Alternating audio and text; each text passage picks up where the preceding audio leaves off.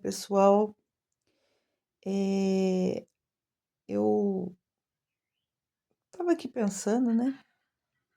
Porque assim, eu agora sigo algumas pessoas, vejo que tem algumas pessoas que também me seguem dentro dessas questões aí do tratamento oncológico, né? Porque a gente acaba se interessando pelo assunto quando você está vivendo o assunto, né? Nossa, tá coçando essa bolinha do meu olho, galera. Aí, é, eu fico observando, né? Acompanhando. Assim como eu já fiz também na questão do autismo. E é assim, gente, não tem como, por mais que tudo seja muito parecido, não tem como tudo ser igual, né?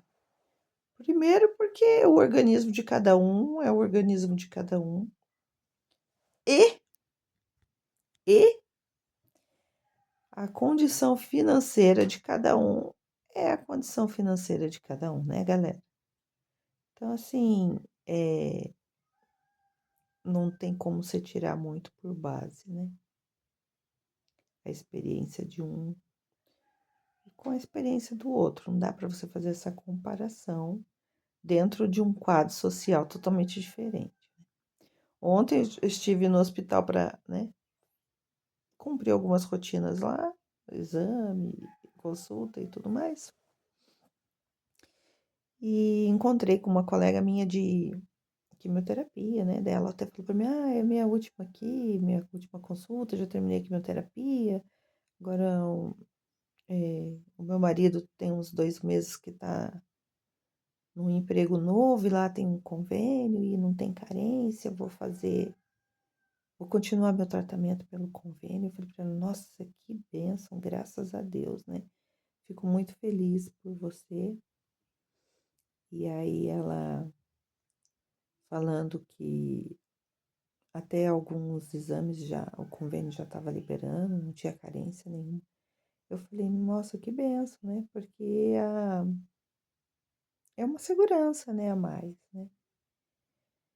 E assim, gente, eu gostaria muito, né, de fazer tudo particular, se fosse o caso. As pessoas me perguntam muito a respeito daquele exame do PET scan, né? Ah, você já fez? Até essa semana mesmo, a terapeuta ocupacional da minha filha me perguntou, falou a respeito. Eu falei, não, não fiz, né? Porque eu faço o tratamento, faço pelo SUS. Quando que o SUS vai liberar um PET scan, gente, pro paciente? Acho que nem se ele estiver nas últimas. Não, porque não vai desperdiçar dinheiro com uma pessoa que está nas últimas. Vamos ser realistas? SUS é assim. Se eles não liberam no começo, não vai liberar depois, né? E sempre quando eu escuto a respeito desse exame, porque eu já escutei pessoas comentando, ah, eu fiz, meu pai fez, meu sogro fez, não sei quem fez, sei quem fez, tal. Aí eu ficava pensando, nossa, deve ser legal, né? Para fazer um exame desse, saber aonde que tá as células, né? Cancerígena, a quantidade, aonde que tá mais crítica, aonde que tá, né? Mais tranquilo, tal. Mas, gente, de verdade, de um tempo pra cá, eu não sei se, assim, a minha situação me leva para esse lado de estar sempre na dependência de Deus, de confiar em Deus a respeito do meu tratamento, que eu comecei a pensar o seguinte: tem coisas que é melhor você não saber, né? Porque assim, fazer o PET scan e ver o resultado, o que que o que que melhoraria? Melhoraria para saber aonde que tá mais arriscado, né? E tudo, mas eu ia ter que continuar fazendo tratamento, gente. Ia ter que continuar fazendo tratamento. Talvez mais direcionado para uma coisa ou para outra. Não sei, né? Não sei. Mas eu ia ter que continuar o tratamento, né? E será que me conhecendo, a questão da ansiedade e tudo mais, ficar sabendo como que tá em todos os lugares, será que eu ia conseguir viver da forma como eu estou vivendo? Será que eu estaria melhor? Ou será que eu estaria pior? Pensando na minha questão emocional e psicológica, né? Será que eu não estaria mais desesperada? Ou de repente eu estaria tranquila demais? E tanto o fato de estar tranquila demais ou desesperada demais não atrapalharia essa conexão que eu tenho buscado e tenho encontrado em Deus? Não sei, gente. Penso muito sobre isso, viu? Porque o que eu tenho vivido com Deus, que se chama a dependência de Deus, é algo é tão bom que eu não sei descrever para vocês. Traz uma gratidão tão grande pro coração, gente. Tão grande, tão grande, tão grande que eu consigo me sentir tão bem, né? E de repente algumas coisas poderiam atrapalhar isso aí. Hoje eu penso muito em tudo o que pode atrapalhar essa minha conexão com Deus, porque hoje não tem nada que me preocupe mais do que isso. A minha conexão com Deus é de saber e cumprir o propósito dele na minha vida, né? Na verdade, eu ainda não sei totalmente, especificamente, qual que é o propósito dele na minha vida, para onde que ele vai, que rumo que ele vai dar para minha vida, né? A partir disso tudo. Mas eu sei que ele vai dar uma direção, vai me dar um rumo, porque assim, tem gente que dá risada, né, gente? Porque é meu jeito de ser.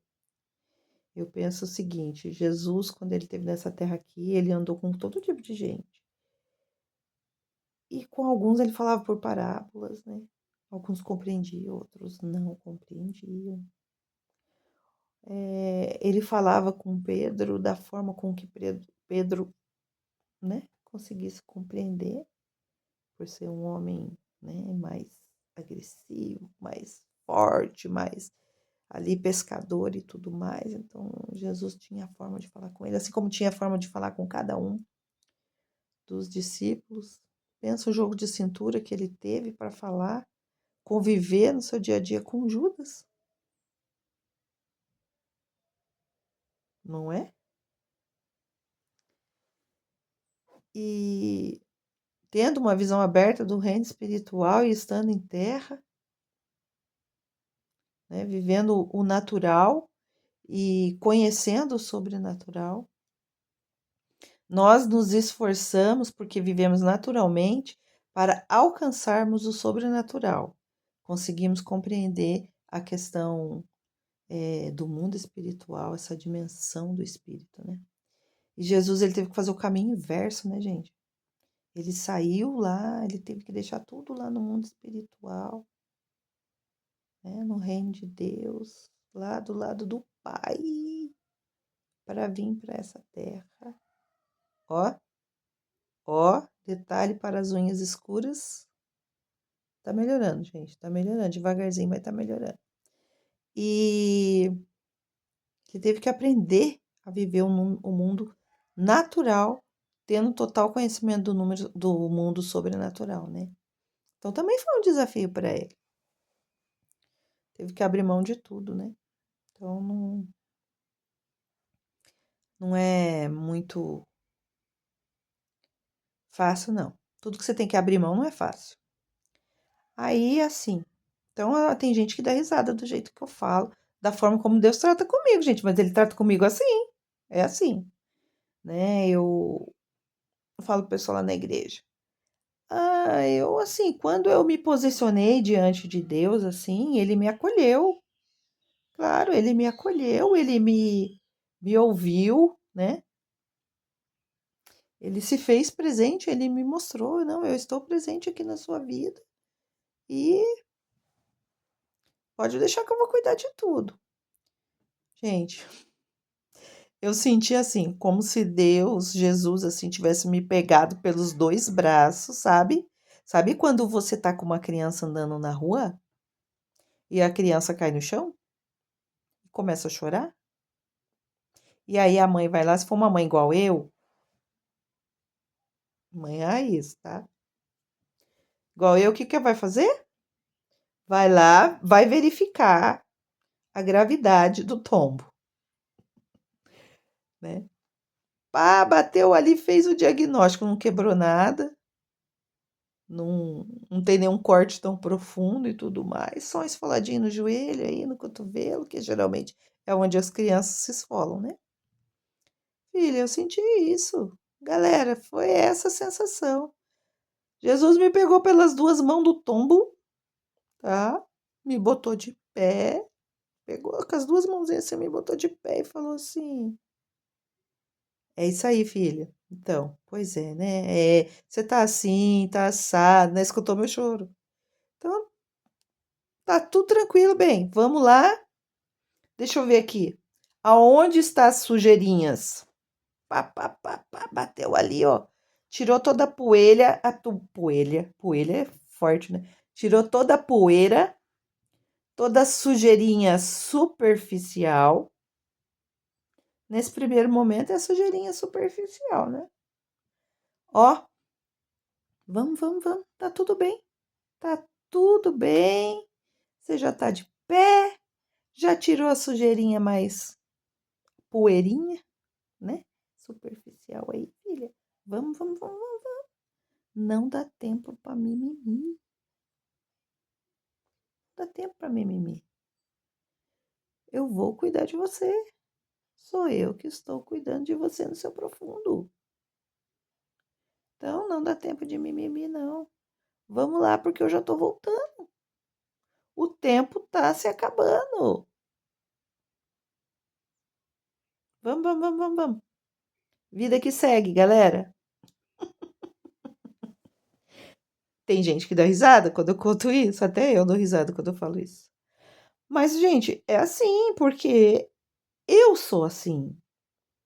Então, a princípio, ele tem que tratar comigo da forma como eu sou. O que ele vê, o que ele achar que precisa mudar, é ele que vai mudar, né? Não é por força nem violência, entendeu? Mas assim, ele me acolheu, acolheu. Ele me deu uma segurança, ele me fez me sentir segura com ele. Mas não deu tempo para mimimi, não. Volta. Se é uma criança, fala, volta a brincar. Como a gente está falando, né, de adulto, das coisas do reino, não dá para brincar com as coisas do reino, né, gente? Não dá para brincar de ser filho de Deus, ou você é, ou você não é. E outra coisa, filho não é perfeito, não. Filho busca a perfeição. O único filho perfeito que Deus teve nessa terra foi Jesus. Ele era o filho único, que abriu mão dessa condição dele de filho perfeito e único para vir aqui nessa terra, andar com os imperfeitos, né? Ele não deixou de ser perfeito, mas ele veio aqui andar com os imperfeitos. Então, ele abriu mão realmente de tudo, né? Para que a gente se tornasse filho de Deus. Então, é algo profundo para se pensar, viu? Você que anda aí meio aleatório, que já experimentou do que é ser filho de Deus e de repente abriu mão de tudo que Deus tinha para te oferecer porque você achou que não estava bom, porque as coisas não estavam caminhando como você gostaria que caminhasse, que você não estava prosperando, que estava dando tudo errado na sua vida, eu vou te falar uma coisa. O tudo errado não é de Deus, tá? Se estava dando tudo errado, é É porque ainda tinha alguma coisa errada em você. Porque Deus, ele é perfeito. Ele é perfeito. Aí tem, sim. Quando você vai fazer uma mudança, as coisas ficam por um período curto desorganizadas. Mas depois ela tem que se organizar. E quem é que organiza? É quem vai desfrutar da casa, né? Gente, Deus faz o impossível. O possível, ele entrega para você fazer. E o princípio de tudo para agradar a Deus é a obediência, gente. É a obediência que tem que reger a vida.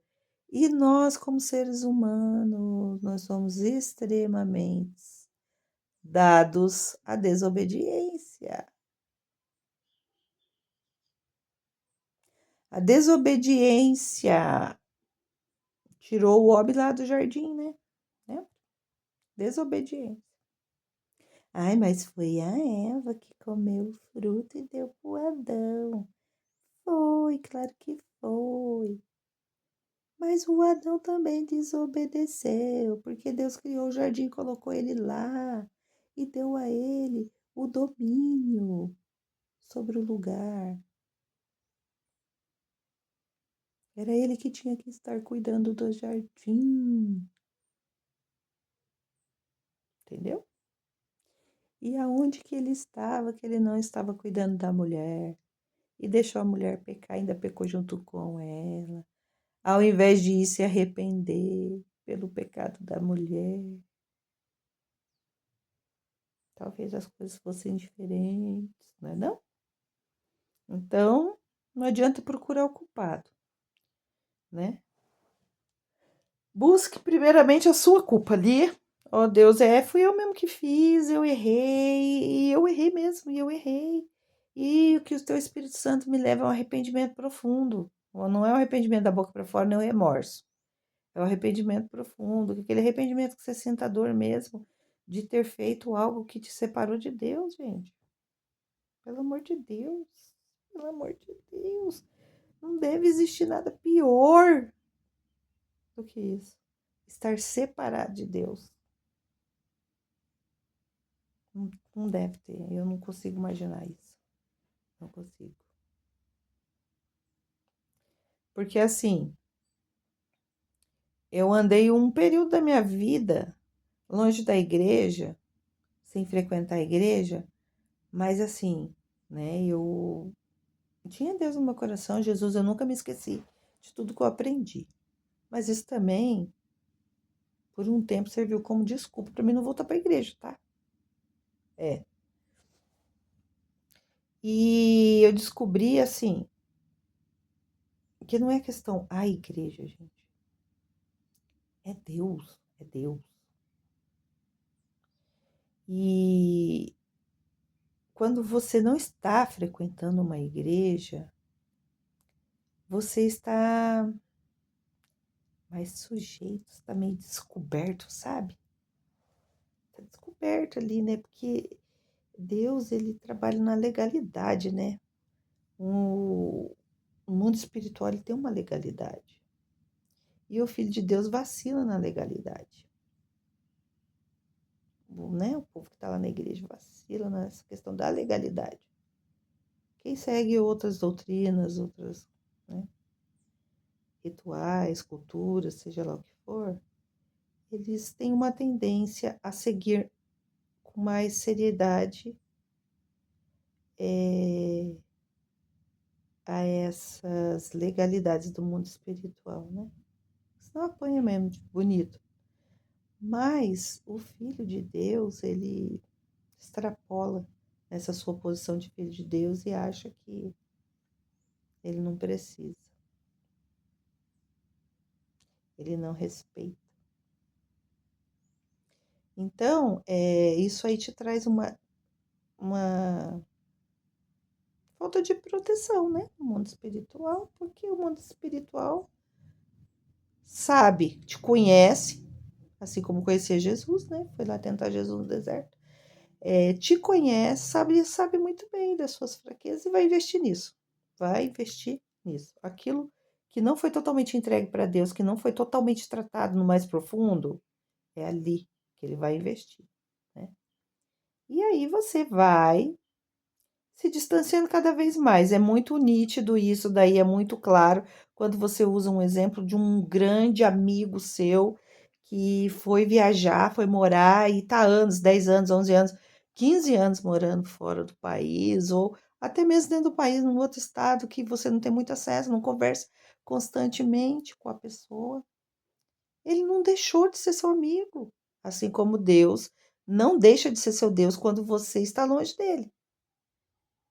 Mas assim como você perde a intimidade com esse amigo, você perde a intimidade com Deus. E se você perde a intimidade com Deus ou com seu amigo, você já não sabe mais como é a rotina dele no dia a dia, como ele vive, como ele deixa de viver, quais as alegrias, quais as tristezas, as dificuldades. Você não sabe. Você não sabe. Assim como a gente para, né? Não consegue mais ter essa sensibilidade do agradar a Deus. Perdeu a intimidade, perdeu tudo, né? Mas ele de longe, ele tá lá. O seu amigo, às vezes, também tá lá, perdeu a intimidade com você. Não sabe mais como é a sua vida. Mas Deus, Jesus, ele tá lá. E ele vai acompanhando a sua vida. Ele vai acompanhando. De longe, porque você não quer mais a intimidade. Você não tá mais preocupada com ele. Não tá mais preocupada em agradar. Não está mais preocupada em obedecer. E quando você vê, né? Você tá, ó, lá no chão, lá no pó da terra mesmo. E aí é o momento que talvez venha a dor. E aí essa dor é que vai te levar a lembrar do amor. E aí você volta correndo lá para Jesus e você corre atrás de novo de ter uma intimidade ali com Deus. É isso. Então, gente, eu vivi isso, vivi isso. Não me afastei porque quis ir cair na bebedeira e quis ir aproveitar a vida, viver a vida. Ah, não. Só que aí o, a vida aproveitou da minha fraqueza, que era o meu cansaço físico, esgotamento, né? Esgotamento.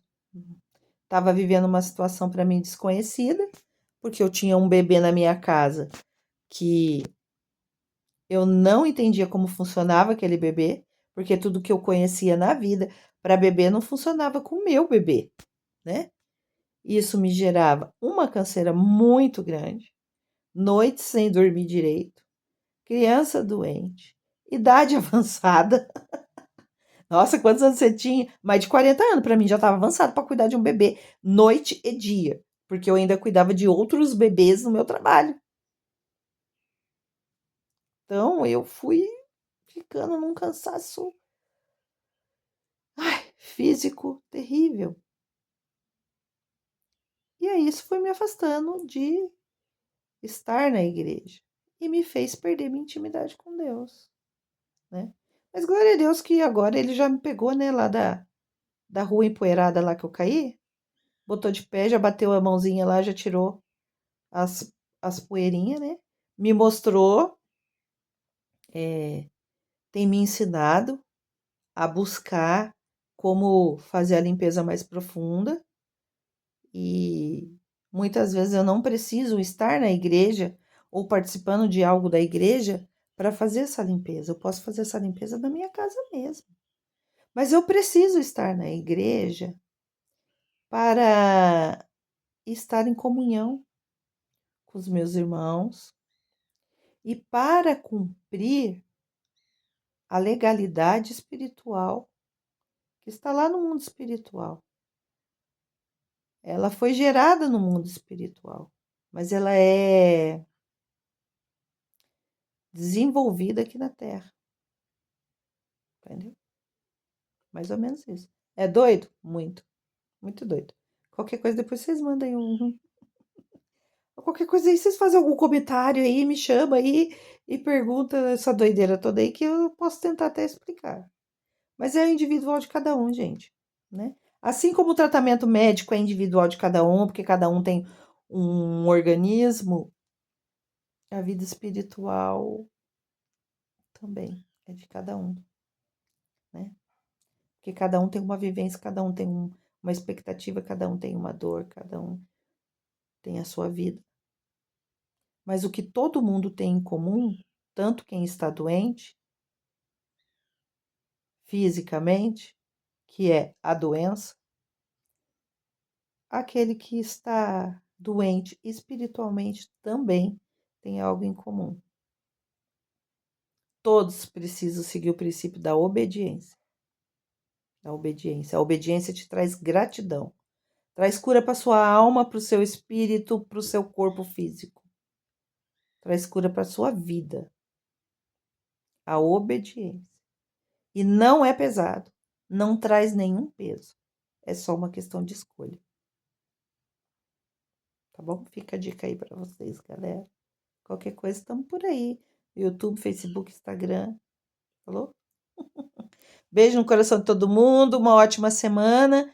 Ah, passei no médico, fiz o exame ontem, né? Tinha feito já um exame semana passada. Fiz um exame ontem. Passei com anestesista. Tô terminando aí de concluir aí todos os preparativos para a cirurgia. Tem novidades? Tem novidades, gente. Tem novidades. Mas assim, né? É tudo uma caixinha de surpresa. Mas assim que as coisas estiverem bem esclarecidas, eu volto para falar para vocês os resultados desses exames, né? Com mais detalhe aí como é que anda essa questão do tratamento, tá bom? Beijo no coração de vocês. Qualquer hora apareço aí falando mais um pouco aí. Falar, eu adoro falar, gente. Eu amo falar. Agora tô falando de Deus, então, mais gostoso ainda, tá bom? Falou, galera. Com Deus aí, que Deus abençoe todos vocês e que o Espírito Santo convença o coração de cada um de vocês daquilo que Deus tem para vocês, tá bom?